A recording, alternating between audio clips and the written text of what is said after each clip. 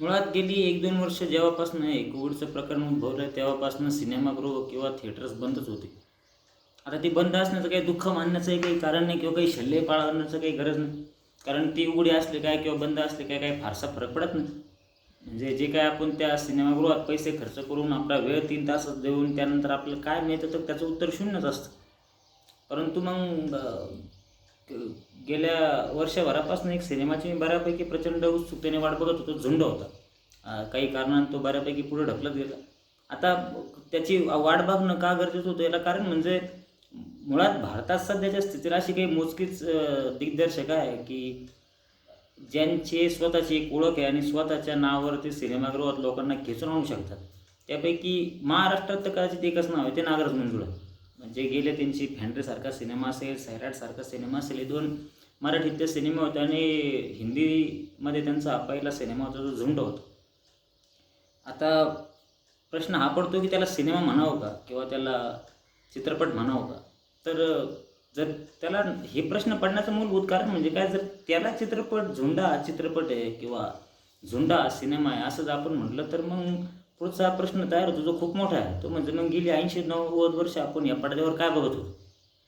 कारण मग याला जर तुम्ही सिनेमाच्या व्याख्यात बसायला लावलं तर मग जो आपण बघितला तो निव्वळ तमाशा होता. त्याच्यात सिनेमा नावाची काही गोष्टच नव्हती. जर झुंड हा सिनेमा असेल कारण एक राज कपूरांबाबत मी एक वाक्य ऐकलं. त्यांचं असं म्हणणं होतं की सिनेमा जर लोकांच्या जगण्याचं दुःख मांडत नसेल किंवा समाजाला काही शिकवत नसेल तर त्याला तमाशाच म्हटलं पाहिजे. बॉलिवूडने आपल्याला काही शिकवलं गेले 80-90 वर्ष असं काही दिसत नाही. म्हणजे तुलनेनं त्याच्यानंतर जन्म घेतलेला किंवा त्याच्यानंतर नावारूपास आलेलं टॉलिवूड आहे, जे दाक्षिणात्य चित्रपट आहे. त्याच्यात तरी काही असे प्रयोग आपल्याला पाहायला मिळतात ज्याच्यामध्ये या रंजले गांजलेल्या लोकांचं, दलितांचं, सर्वसामान्य घटकांचं आर्थिक, सामाजिक अंतर जे काही समाजामध्ये तयार होतं आहे त्याच्यावर भाष्य करण्याचा प्रयत्न झालेला दिसतो. परंतु बॉलिवूडने मात्र ते आजवर कधी केलं नाही. म्हणजे ज्या लोकांनी या सर्वसामान्य लोकांच्या जीवावर ज्यांनी त्यांची तिकीटं खरेदी करून यांना लाखो कोट्यवधी रुपयांच्या प्रॉपर्ट्या मिळवून दिल्या, असं त्यांच्या बापजन्मात सहज झालं नसतं. परंतु त्या घटकाविषयी स्वतःचं उत्तरदायित्व या लोकांना गेली 40-40, 50-50 वर्ष ते बॉलिवूडचे त्याला हुकुमशहा किंवा बॉलिवूडचे ठेकेदार होऊन बसले. परंतु कधी त्या घटकाचं किंवा त्या समाजाचं दुःख मांडण्याचं कधीही त्यांना धारिष्ट त्या लोकांमध्ये तयार झालं नाही. काल्पनिक कथा, रंजक कथा, मनाने जोडलेल्या कथा, भंपक कथा अशा काही तयार करून त्याच्यावर चित्रपट झाले आणि कोट्यवधी रुपयाचे गल्ले कमवले. परंतु त्याच पैशापैकी काहीतरी एखादा चित्रपट कधीतरी आपण असा तयार करावा जो सर्वसामान्य लोकांच्या जीवनाला जसंचं तसं या पडद्यावर दाखवण्याचा प्रयत्न करेल. जो या रंजले गांजलेल्यानं शेकडो वर्षापासून जुलमीची किंवा या व्यवस्थेचे शिकार झालेल्या घटकाचं जगणं किंवा त्यांचं दुःख पडद्यावर मांडण्याचा प्रयत्न करेल असा चित्रपट बनवण्याचं इच्छासुद्धा या लोकांना तयार झाली नाही. मग करण जोहरसारखा व्यक्ती असेल, त्यांचे वडील स्वतः असतील, यश चोप्रा जे आज हयात नाही त्यांची पुढची पिढी आहे ती आज या क्षेत्रात येतं. ते घराण्याकडून कधी झालेलं दिसत नाही. संजय लीला भन्साळी खूप असं मोठं नाव आहे, परंतु ते म्हणजे गमतीदार गोष्टी मांडतील, रंजक गोष्टी मांडतील, काल्पनिक मांडतील, आख्यात विख्यात कॅरेक्टर तयार करतील. एक हिरो बुक्की मारतो, 50 लोक हवेत उडतात, हे दाखवण्याचं कुतूहल आहे जे कित्येक काळापासून तेच चाललं आहे. पण ते आता बंद करावं बुवा, आता काहीतरी वेगळं आणावं, काहीतरी खरं आणावं असं त्यांना कुठं वाटत नाही. मग त्यात तो प्रयत्न नागराज मंजुळेला करावा लागतो आणि मग त्याच्यानंतर मग आपण तो झुंड आपल्यासमोर होतो. मग हा प्रश्न साहजिक विचारला पाहिजे की तुम्ही आम्हाला 80-90 वर्ष या चित्रपट या पडद्यावर आम्हाला तुम्ही मध्ये घेऊन गेलात, आमच्याकडून पैसे घेतले आणि काय दाखवलं आम्हाला? अशा गोष्टी ज्या आमच्या जगण्याचा कधी भागच नव्हत्या. अशा गोष्टी म्हणजे 3 ताळी बंगल्यातून निघलेला हिरो, 4 ताळी बंगल्यामधून निघलेली हिरोईन, 4 व्हीलर गाड्यामधून उतरणारा हिरो, 4 व्हीलर गाड्यांमधून उतरणाऱ्या हिरोईन, सकाळी उठल्या उठल्या समोरच्या ब्रेकफास्ट या शब्दाची सुरुवात झालेली हिरो हिरोईन आणि ते तुमचे माझे प्रतिनिधी म्हणून इतक्या दिवस त्या पडद्यावर दाखवले. आज ज्यावेळेस आपल्याला अचानक एक झोपडपट्टीतून पत्र्याच्या शेडमधून एक हिरो बाहेर पडतो आणि तो त्याचे प्रश्न समाजासमोर उभे करायला सुरुवात करतो, मग हे नवल वाटतं. असं वाटतं मग हे काय बघतोय आपण? मग चित्रपट म्हणायचं तर मग हे आपण आधी काय बघितलं किंवा मग याला तरी किमान चित्रपट म्हणू नका. झुंड हे चित्रपट नाही, झुंड हे धाडस आहे जे नागराज मंजुळेने दाखवलं आहे, जे ह्या तथाकथित दिग्दर्शकांना, तथाकथित चित्रपटाच्या जाणकारांना, तथाकथित चित्रपटाच्या समीक्षकांना तथाकथित चित्रपटाच्या स्वतःची ठेकेदारी किंवा मक्तेदारी निर्माण करणाऱ्या गटाला जमलं नाही, जे नागराज मंजुळेला जमलं. मुळात म्हणजे असे किती चित्रपट बॉलिवूडमध्ये तागात तयार झाले ज्याच्यामध्ये निळा झेंडा दिसला असेल. असे किती चित्रपट बॉलिवूडमध्ये तयार झाले ज्याच्यामध्ये बाबासाहेबांची प्रतिकृती दिसली असेल, किंवा ती का दाखवली नाही याचे काहीच उत्तर नाही. याला कारण काय? कारण त्या समाजामध्ये तुम्ही जातच नाही, त्या गोरगरिबा लोकांमध्ये जाऊन त्यांचं दुःख जाणून घ्यायची तुम्हाला इच्छाच नाही. त्याही लोकांच्या काही यातना आहेत किंवा त्याही यातना पडद्यावर मांडण्यासारखं हे तुम्हाला वाटत नाही. जर नसेल तर मग एक चित्रपटात नागराज मंजुळे फक्त काही बोलत नाही. एक सर्वसाधारण लोक त्याला फुटबॉलचा चित्रपट हे म्हणतात. आता जर तो फुटबॉल असेल तर मग तो फुटबॉल खेळाचा फुटबॉल नाही, तो फुटबॉल आहे यांच्या विचारांचा. यांनी आत्तापर्यंत ज्या प्रथा, रूढी, परंपरा चित्रपटासाठी दाखवल्या, ज्या कथानकं मांडली आत्तापर्यंत, त्याचा एक असा भला गच्च मोठा फुटबॉल त्या नागराज मंजुळेंनी केला आहे आणि त्याला लाथ मारून भिरकावून दिलेला आहे या बॉलिवूडच्या पलीकडं. तुम्ही त्याला टॉलिवूड म्हणू शकता किंवा हॉलिवूड म्हणू शकता, परंतु बॉलिवूडमध्ये तर फिटमध्ये बसणारा झुंड नाही, हे तर मात्र निश्चित आहे. त्यातले तुम्ही पात्र बघा. असं एक लहान मुलगा, एक त्यामध्ये एक फुटबॉलचा सामना होता आणि त्यानंतर अमिताभ बच्चन. आता हे तर आणखी एक मोठं कुतूहल आहे का लोक म्हणतात त्याच्यामध्ये अमिताभ बच्चन आहे मुख्य भूमिकेत. जर खरंच तुम्ही चित्रपट बघितला तर तुम्हाला दिसेल त्याच्यात बच्चन दिसतच नाही. शेवटपर्यंत आपल्याला कळतच नाही की हा जो माणूस आपण गेल्या 3 तासभर बघत होतो अमिताभ बच्चन होता. तो अमिताभ बच्चन नावाचा व्यक्ती, कलाकार त्या झोपडपट्टीतल्या मुलांमध्ये इतका मिक्सअप झालेला आहे की आपल्याला वाटतं हा त्यांचा भागच आहे. अमिताभ बच्चनला आजतागायत आपण ज्या प्रक्रियेत पाहिलं आणि त्याच्यानंतर अमिताभ बच्चनला अक्षरशः ज्यावेळेस आपण झुंडमध्ये बघतो तर असं वाटतं खरंच म्हणजे एखाद्या व्यक्तीच्या आयुष्यामध्ये एखादा ड्रीम रोल मिळावा लागतो त्याला. काळजी त्या नागराज मंजुळेच्या रूपाने तो अमिताभ बच्चनला मिळालेला आहे. याच्यानंतर त्या व्यक्तीने काम जरी नाही केलं तरी या झुंडच्या एका चित्रपटाच्या रोलसाठी त्या व्यक्तीला कित्येक वर्ष लक्षात ठरलं जाईल. एवढ्या प्रचंड जबरदस्त ताकदीनं त्या व्यक्तीने ती भूमिका पडद्यावर मांडण्याचा प्रयत्न केला. तर याच्यामध्ये एक सर्वसामान्य एक लहान मुलगा आहे, तो अमिताभ बच्चनला प्रश्न विचारून मोकळा होतो की भारत म्हणजे काय. पण त्यानंतर तो निरुत्तर झालेला अमिताभ बच्चनचा चेहरा, का तो गटाला कळत नाही का आपण ह्या देशात राहतो ज्याला भारत म्हणतात. कारण ते दिसलंच नाही. ज्या भारतीय लोकांना ज्या सगळ्या सोयीसुविधा आहे किंवा जो गट दिसतो आपण त्या गटाचा भागच नाही असं त्या गटाला गेल्या मोठ्या काळापासून वाटतं. आणि मग तो एक अलगदपणे नागराज मंजुळे एका लहान मुलाकडून तो प्रश्न विचारून घेतो अमिताभ बच्चनला की बाबा भारत म्हणजे नेमकी काय. कारण भारत ही एक देश नावाची एक संकल्पना आहे, ती सुद्धा त्या गटामध्ये रूढच झाली नाही. कारण ती त्यांच्यापर्यंत पोचतच नाही.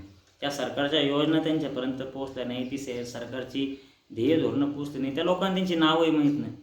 त्या चित्रपटामध्ये बघा त्या मुळात त्या लोकांना त्यांची नावं माहीत नाही. एक कारण याच्यातलं एक प्रत्येक जणाकडे स्वतःची अलौकिक कौशल्य आहे, वेगवेगळी गायन वाजनाचं आहे, काहींकडं गाण्याचं आहे, काहीचं नाचण्याचं आहे, अमुक आहे. पण त्याला आपण कौशल्य मानायला तयार नाही. कारण तिकडं आपले कॅमेरे जातच नाही, त्या गल्लीबोळात ते कॅमेरे जातच नाही. आपल्याला वेगवेगळ्या रिॲलिटी शोच्या माध्यमातून दिसतात तर ते सगळे ते उच्च भ्रू गटातून आलेले लोक त्याच लोकांना आत्तापर्यंत पडद्यासमोर आणण्याचा प्रयत्न केलेला आहे. या गटापर्यंत तो कॅमेरा फिरलाच नाही. या गटाकडेही त्या कला आहे, या गटाकडे खूप काही येतं हे दाखवण्याचा प्रयत्नच नाही. त्याच्यामध्ये जे प्रश्न नागराज मंजुळे बच्चन कोर्टात विचारतात तो म्हणजे तुम्ही या खेळाडूंची निवड कशी करतात, मुंबईमध्ये करतात, तुम्ही स्पोर्ट्स अकॅडमीमध्ये करतात. ही लोकं केव्हा येतील तिथं त्या मुंबईमध्ये त्यांचं प्रतिनिधित्व घेऊन. ही लोकं त्या स्पोर्ट्स अकॅडमीमध्ये केव्हा येतील. किंवा कोर्टालाही जाब बच्चन त्या एका सेशनमध्ये विचारतात की तुम्ही इतकी मोठी भिंत उभी करून ठेवलेली आहे की ह्या लोक त्यांचे प्रश्न घेऊन तुमच्यापर्यंत येऊ शकत नाही. कारण तेवढी इतकी मोठी भिंतच तुम्ही त्या कोर्ट प्रक्रियेमध्ये किंवा न्यायालयीन प्रक्रियेमध्ये आणि सर्वसामान्य लोकात करून ठेवलेली का ते त्यांचे प्रश्न घेऊन तुमच्यापर्यंत येऊ शकत नाही. त्यासाठी तुम्हाला ती भिंत तोडावी लागेल, त्यावेळेस ती लोक तुमच्यापर्यंत येतील. छोट्या छोट्या गोष्टी त्याच्यामध्ये एका प्रक्रियेमध्ये एक मुलगा जो वॉचमनचं काम करत असतो आणि तो फुटबॉल खेळत असतो. तर त्या शाळेचे प्रशिक्षक यातकांनी प्रशिक्षक त्याला म्हणतात की तो फुटबॉल त्याच्याकडून हिसकावून घेतात आणि त्याला सांगतो वॉचमॅनकीचं काम कर.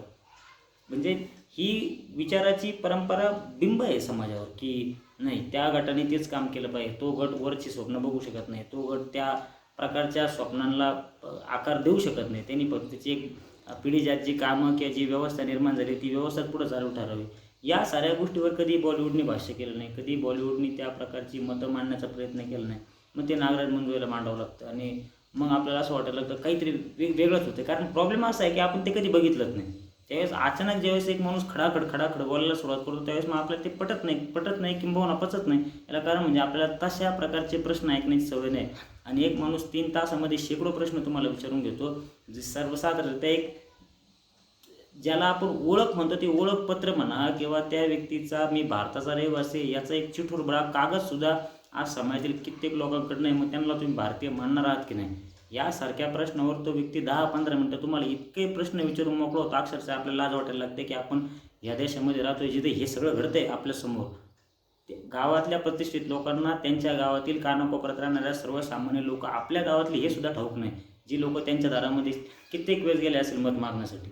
परंतु ज्यावेळेस एक व्यक्ती सर्वसामान्य घेऊन त्याच्या मुलीला घेऊन त्या प्रतिष्ठित व्यक्तीच्या घरी जातो किंवा त्याला म्हणतो की या मुलीला ओळखपत्र पाहिजे, त्यावेळेस तो म्हणतो मी तुम्हाला ओळखलं तर तुम्हाला ओळखपत्र देऊ शकतो. म्हणजे इतक्या सर्वसाधारण तुम्ही जिवंत आहात का प्रत्यक्ष त्याची काही घेणदेण नाही. तुमच्याकडे हयातीचा दाखला आहे का ती महत्त्वाची, तुम्ही मरण पावलेले आहे का याची काही घेणदेण नाही. तुमच्याकडं त्या व्यक्तीचा मृत्यूचा दाखला तयार झालेला आहे कर त्याला तुम्ही कागदोपत्री जिवंत आणि कागदोपत्री मरण ह्यासारख्या संकल्पना इतक्या रूढ झालेल्या आहे. आता त्या सगळ्या गोष्टीवर तुम्ही कायदेशीररित्या वेगळं बोलू शकता, परंतु सर्वसामान्य व्यक्तीच्या नजरेतून जे प्रश्न उभे होतात ते प्रश्न नागराज मंजू उभा करतो. एका प्रक्रियेमध्ये बच्चन त्या मुलांना त्यांची विषय माहिती विचारत असतो. तो पहिला जो मुलगा असतो तो अक्षरशः गैरवरतो. ज्यावेळेस त्याला असा प्रश्न विचारतो की तुझ्याविषयी काहीतरी सांग, त्याला एक तर काही मुळात सांगता येत नाही. तो म्हणतो हा प्रश्न मला माझ्या आयुष्यात पहिल्यांदा विचारला कोणीतरी. मला असं वाटतं की मी काहीतरी आहे म्हणून कोणीतरी मला विचारलं आहे, परंतु आता माझ्याकडे काही सांगण्यासारखं नाही. परंतु तुम्ही विचारलं मला की तुझ्याविषयी काहीतरी सांग, त्याच्याबद्दल मी तुमचे आभार मानतो. इतक्या साध्या गोष्टी त्या चित्रपटात आणि मुळात त्या लोकांची भाषा, तो चित्रपटाचा कॅमेरा, असं काही वाटतच नाही. आपण चित्रपट बघतो असं वाटतं काहीतरी समोर घडतं आहे जे आपल्या आयुष्यात घडून गेलेलं आहे, जे असं काहीतरी समोर आपल्याला दिसतं आहे जे आपला भूतकाळ आहे, असं आपल्याला काहीतरी समोर दिसतं आहे जे आपण दररोज पाहतो आहे ना, त्याच्याकडून कानडोळा करून निघून जातो आहे. शेकडो वर्षापासूनचे प्रश्न जसे तसे प्रलंबित आहे, त्याच्यावर आपण बोलायला तयार नाही. आणि जर सिनेमे बोलणार नसतील तर मग आता नेमके सिनेमाचा उद्देश काय होता? नाच गाणे करणं, धिंगाणे घालणं, एक मुलाला मुलीला भेटवणं आणि ते 2 प्रपंचामध्ये करणं, सासू सुनेचं ते नाटकं उभे करणं, त्यांच्यातले घरातले भांडणं दाखवणं, बस त्याच्यावरच. एक तर मुळात म्हणजे भारतीय सिनेमाला एक काही चौकटीच राहिलेलं नाही. अक्षरशः त्याचा बाजार झाला आहे आणि त्या बाजारामध्ये मग कुठंतरी ते नागराज मंजुळेसारख्या व्यक्ती ते झुंड घेऊन येतो. त्या बाजारामध्ये तो नागराज मंजुळे काहीतरी फॅन्ड्री घेऊन येतो, त्या बाजारामध्ये काहीतरी तो नागराज मंजुळे सैराट घेऊन येतो आणि मग प्रत्येक फ्रेममधून तो मंजुळे तुमच्यासोबत बोलत असतो. आणि मग ते प्रश्न आपल्या समाजाला प्रचंडरित्या टोचायला लागतात का तुम्ही इतकी तुमच्यात हे झालेलं आहे, दूर झालेलं आहे का तुमचा हिरो गोराचा असेल, तुमची हिरोईन गोरीचा असेल, तुम्हाला तो हिरो काळा असला तर तुम्हाला सहनच होणार नाही, ती हिरोईन काळी सवय असले तुम्हाला ते सहनच होणार नाही. निश्चित तेच नाही, एक धार्मिकही इतके प्रश्न त्या माणसाने त्या एका छोट्याशा त्या 3 तासाच्या चित्रपटात उभे करून ठेवलेले आहे. काय गोष्टी, स्त्रियांचं काय स्वातंत्र्य आहे, त्या झोपडपट्टीतल्या महिला आहे त्यांचं जगणं काय आहे, त्या पिढ्यांचं जगणं काय, बरं ते काय करतात ते त्यांनाच कळतच नाही. तर काय तुम्ही त्यांना चूक बरोबरची व्याख्या समजली एखाद्याला तर त्याच्यानंतर कळण का आपण चूक करतोय. परंतु हा जगण्याचा अधिकार आहे. जे प्रकारच्या गोष्टी ते लोक करतात आहे त्याच्यातली एकही गोष्ट ते स्वतःकडं भरगतचं महल उभे करण्यासाठी किंवा बँकेत बॅलन्स करण्यासाठी नाही करत. त्यातले त्यांच्या सगळ्या ज्या गोष्टी मग त्या चोऱ्या असतील किंवा काही असतील त्या सगळ्या जगण्यासाठी. त्या आलेल्या प्रत्येक पैशातून ती मंडळी सरते शेवटी हॉटेलवर जाऊन जेवताना दिसते, त्यातून एकाही ठिकाणी दिसत नाही का आपलं काहीतरी वेगळं होतं. मग साहजिकता विचार करा तुम्ही याला कोणत्या अँगलमध्ये घेणार. मग जरी हा व्यक्ती हा गट आज सगळ्या चुका करतोय मान्य आहे, याचे हे कायदेशीररित्या बघितलं त्याच्यात आपल्याला चुका सापडतात, परंतु मग आज तागात त्या घटकाप्रती कोणी त्यांची जबाबदारी समजली का त्यांना आपण त्या प्रक्रियेतून बाहेर कसं काढू याचा कोणी कधी विचार झाला आहे का. या सगळ्या प्रश्नांची चर्चा नागराज मंजुळे वेगवेगळ्या माध्यमातून धुळच्या माध्यमातून करतो. शल्य या गोष्टीचं राहतं का हा जो सिनेमाचा 70 mm जो काही पडदा आहे ज्याच्यातून आज तागात हजारो लाखो चित्रपट बॉलिवूडने तयार केले, पण आज म्हणजे इतक्या 80-90 वर्षानंतर आपल्याला असा एखादा चित्रपट बॉलिवूडमध्ये तयार व्हावा, त्याला इतकी वेळ लागावी. म्हणजे बाबासाहेबांसारख्या व्यक्तीचा फोटो दिसणं किंवा एक निळा झेंडा फिरकताना दिसणं यासाठी 90 वर्ष निघून जातात, तरी तो निळा झेंडा तुम्हाला चित्रपटात फिरकताना दिसत नाही. तो बाबासाहेबांची प्रतिमा दाखवण्याची उघड हिंमत करण्याचं कोणी करत नाही. आता हिंमत म्हणायचं की त्याला ते मुळात टाळायचं आहे ते त्याची उत्तरं विचारावं लागतील, परंतु ते केलं जात नाही. 90 वर्ष का होतं आज तागात असं का कोणत्या देशात झालं असेल की जिथं अशा तुम्ही आज अमेरिकेसारख्या देशामध्ये तुम्हाला 12 इयर्स स्लेव्ह नावाचा चित्रपट ऑस्कर जिंकतो, ज्याच्यामध्ये कृष्णवर्णी यांच्या समस्या मांडलेल्या आणि त्या चित्रपटाला ऑस्कर मिळतो. आपल्याकडे तर आजही यासारख्या गोष्टीवर बोलायलाच कुणी तयार नाही. मग प्रत्येकच वेळेस त्या समयाचं दुखणं त्याच समयातील व्यक्तीने उठायचं आणि मांडायचं. मग हे जर नियम होत असेल तर मग या अडचणीचं ठरेल. त्यामुळं बॉलिवूडनी तर स्वतःला आता ओळखलं पाहिजे. आता अनेक लोक म्हणतात की अरे तो झुंड तर डोळ्यात अंजन घालणार. आता ही अलंकारिक भाषा वापरण्यात काही अर्थ राहत नाही. एका पातळीनंतर अंजन घालायला किमान डोळे उघडे तरी लागतात. या वर्गानं ते डोळे गच्च मिटून घेतलेले, बघायचंच ठरवलेलं नाही. हे पण जगणं आहे, हे पण दुःख आहे, ह्या पण यातना आहे, हे बघायचंच ठरवलं नाही. मग त्यावेळेस साहजिकता तुम्हाला त्या नागराज मंजुळीने अक्षरशः डोळ्याच्या पापण्या अशा वर फोडून बाहेर काढल्या. मग ते अंजन ओतलेलं आहे. कारण अंजन वाचायला तुम्ही डोळेच उघडे ठेवत नाही. इतकी जर प्रचंड स्थिती होत असेल तर मग ते अवघड आहे. आणि झुंड मात्र त्या सगळ्या गोष्टीवर प्रत्यक्षरित्या बोलताना आपल्याला पाहायला मिळतो. त्या समाजवर्गाच्या यातना दुःख मांडताना पाहायला मिळतो. त्यांच्या भविष्याविषयी भाष्य करताना पाहायला मिळतो. न्यायिक प्रक्रियेवर प्रश्न उभे करताना पाहायला मिळतो. सामाजिक ध्येय धोरणावर प्रश्न उभे राहताना पाहायला मिळतो. छोट्या छोट्या गोष्टी याच्यामध्ये बोललेल्या तुम्ही बघा का ज्यावेळेस एअरपोर्टवर जाताना अनेक लोकांचे चेकअप होतात, परंतु त्याच्यामध्ये एक मुस्लिम महिला असते, तिची चेकअप होताना तिची बॅगेबाबत प्रश्न उभा केला जातो. म्हणजे तो भले ते 2-3 सेकंदाच्या फ्रेममध्ये ती संकल्पना निघून जाते, परंतु ती साधी सरळ गोष्ट आहे. काय एक वैचारिक पातळी काय झालेली समाजाची ती वेगवेगळ्या माध्यमातून दाखवण्याचा प्रयत्न त्या ठिकाणी झालेला पाहायला मिळतो. शेवटी ज्यावेळेस ते विमान उडतं त्यावेळेस त्या विमान उडताना ती फ्रेम त्या कुंपणावरून ज्यावेळेस ते विमान जातं त्यावेळेस ती लावलेली ती फ्रेम का या कुंपण ओलांडण्याची तुम्हाला परवानगी नाही, जी ती आत्तापर्यंत सरकारी बोर्ड लावलेच असतात अनेक शासकीय याला. तर त्या भिंतीच्या पलीकडचं एक आयुष्य आणि भिंतीच्या पलीकडचा एक समाज तो आज ताग्यात सगळं जे आपण पाहतो ते भिंतीच्या अलीकडचंच आहे. म्हणजे ते गुळगुळीत आहे सगळं. मी म्हटलं ना का गुळगुळीत हिरो, गुळगुळीत हिरोईन हे सर्व तेच आहे. परंतु सर्वसामान्य लोकांचा व्यक्ती तिथला हिरो होतच नाही. सर्वसामान्य लोकांमधली व्यक्ती तिथली हिरोईन होतच नाही. सर्वसामान्य लोकांचं जगणं त्याच्यावर चित्रपट होतच नाही. सर्वसामान्य लोकांच्या जगण्यावर पटकात आलेल्याच जात नाही. आणि लिहिल्या तरी तर अशा काहीतरी ओथड भोथड कुठंतरी 1-2 मिनिटाचा त्यावर बोलून निघून जाण्याचा प्रयत्न असतो.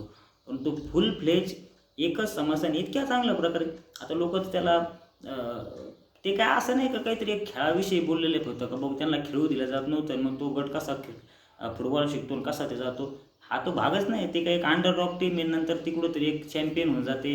याचा तिथं तो काही प्रश्नच वाटत नाही. ती त्या फुटबॉलच्या मॅचच्या पलीकडेच असणारी गोष्ट आहे. आणि नागराज मंजुळे काय तेवढा एका छोट्याशा कुठंतरी चौकटीत स्वतःला अडकून घेणारा माणूसच नाही. त्याला जे बोलायचं तो बोलतच राहतो, त्याला जे दाखवायचं तो दाखवतच राहतो. परंतु एकाच माणसाकडून त्या सगळ्या अपेक्षा करायच्या. मग ह्या बॉलिवूड जे बऱ्यापैकी वाजोटं झालं त्याच्यामध्ये असं काहीतरी नवीन जन्म घालण्याची कुवतच त्याच्यात राहिलेली नाही. तर मग त्या बॉलिवूडला स्वतःची आता लाजच वाटायला पाहिजे. मग आता हे होऊ नये मग तुम्ही आता ऑस्करसाठी नामांकन देताना मग पुन्हा तेच आहे, त्याच सगळ्या गोष्टी आहे. मग का जात नाही असे चित्रपट ऑस्करला, तुम्हाला ऑस्कर का मिळत नाही याची कारणं ती आहे का आज तागात ऑस्करला तुम्ही असं भोतणपणा दाखवून कसं काय चालणार आहे का. एका हिरोने ज्यावेळेस एक बुक्की मारल्यानंतर 50 लोक हवेत उडतात. हे काही चाललेलं आहे. तुमच्या सगळ्या फिजिक्सच्या भौतिकशास्त्राच्या नियमाला लॉ ऑफ ग्रॅव्हिटी सगळ्याला उल्लंघन करणारे तुमच्या चित्रपटातील दृश्य असल्यानंतर ते चित्रपट तुम्हाला ऑस्कर जिंकून देतील किंवा आंतरराष्ट्रीय स्वरूपाचे काही असे पुरस्कार मिळवून देतील ही अपेक्षा धरणं अतिशय मूर्खपणा. त्यामुळं साहजिकता झुंड मात्र अक्षरशः पोखरून काढतो मला. तुम्ही डोळ्यातून पाणी यायला लागतं अक्षरशः माणसाला की आपण काय म्हणजे या रीतीचं आयुष्य जगणारा एक गट आहे आणि त्या गटाला आत्तापर्यंत कोणीही रिकग्निशनच द्यायला तयार नाही, कोणी त्याला मान्यताच द्यायला तयार नाही, कोणी त्याला ओळखच द्यायला तयार नाही. म्हणजे ते 12 अंकी आधार कार्डमध्ये लपून जाण्यासारखं तर ते जग नाही. त्यात ते किड्यामुंग्यासारखं ते जग नाही. त्याला काही नाही. ते पायाखाली कोणाचे आले काय मरून गेले काय. तसं उदाहरण त्याच्यामध्ये एका ते कोळसा चोरण्याच्या नादात एक मुलगा त्या रेल्वेतून पडतो, मरून जातो, संपला. एक 12 अंकाचा आधार कार्ड होता, संपला देशातून बस. पण त्याचं काय एक का मेला, काय झालं, का कोळसा चोरला हा तर मूलभूत प्रश्न आहे. ती चोरी आहे ही तर नक्कीच गोष्ट आहे, पण ती चोरी का करावं लागते. मी म्हणलं ना का इथल्या कित्येक राजकीय लोकांनी कोट्यवधी रुपयाच्या मालमत्ता कमावल्या चोऱ्या करू त्यावरही वेगळी चर्चा होऊ शकते. परंतु तो घटक फक्त जगण्यासाठी हे सगळं करतो. म्हणजे तुम्ही त्याची जगण्याचीच जर सोय करून दिली तर का तो करेल, का त्याच्यामध्ये तुम्हाला दिसतं का सर्वसाधारणतः त्या सगळं गोळा करून बँक बॅलन्स उभा केलेला आहे, मोठे मोठे माल उभे केलेले, भयंकर भारी सारे गाड्या घेऊन आलेल्या आहेत. जगण्याचा प्रश्न आहे निव्वळ.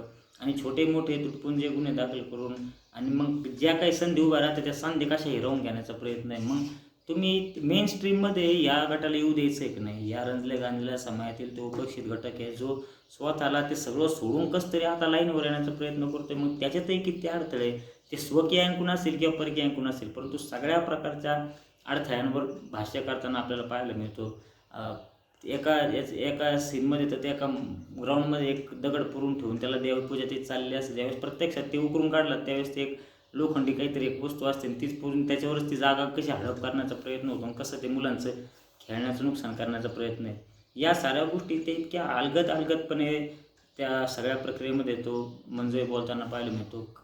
त्या लोकांचा कॉन्फिडन्स किती त्या प्रक्रियेमध्ये असं त्या टाय झालेल्या मॅचमध्ये तो इतक्या अलगदपणे तो 5-5चा आकडा खोडून 5च्या जागी खोडून 6 करतो. म्हणजे आपण जिंकू शकतो, आपण जिंकणारच इतकी सगळ्या आत्मविश्वास असताना देखील त्या गटाला जर तसं स्थानच उपलब्ध करून दिलं नाही तर मग कसं काय तो गट त्या मेन स्ट्रीममध्ये येणार. तुम्ही कसं काय त्याच्याकडून इतक्या सुधारणामध्ये अपेक्षा धरू शकता.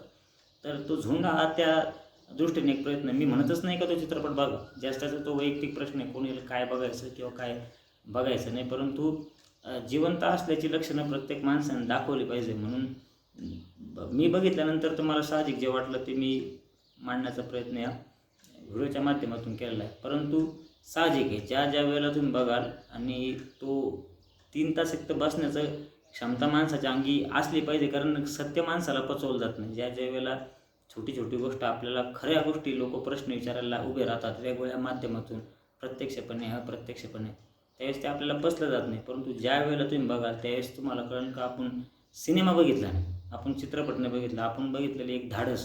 त्या व्यक्तीचं नाव आहे नागराज मंजुळे, जो समाजातील सगळे प्रश्न 3 तासात एक त्याचं सरबत करून तुमच्यासमोर देत असून तुम्हाला प्रत्येक चवीत त्या प्रत्येकाने प्रत्येक नवी एक घोट घेतला का तुम्हाला नवीन प्रश्न लागतो, दुसरा घोट घेतला का तुम्हाला नवीन प्रश्न लागतो.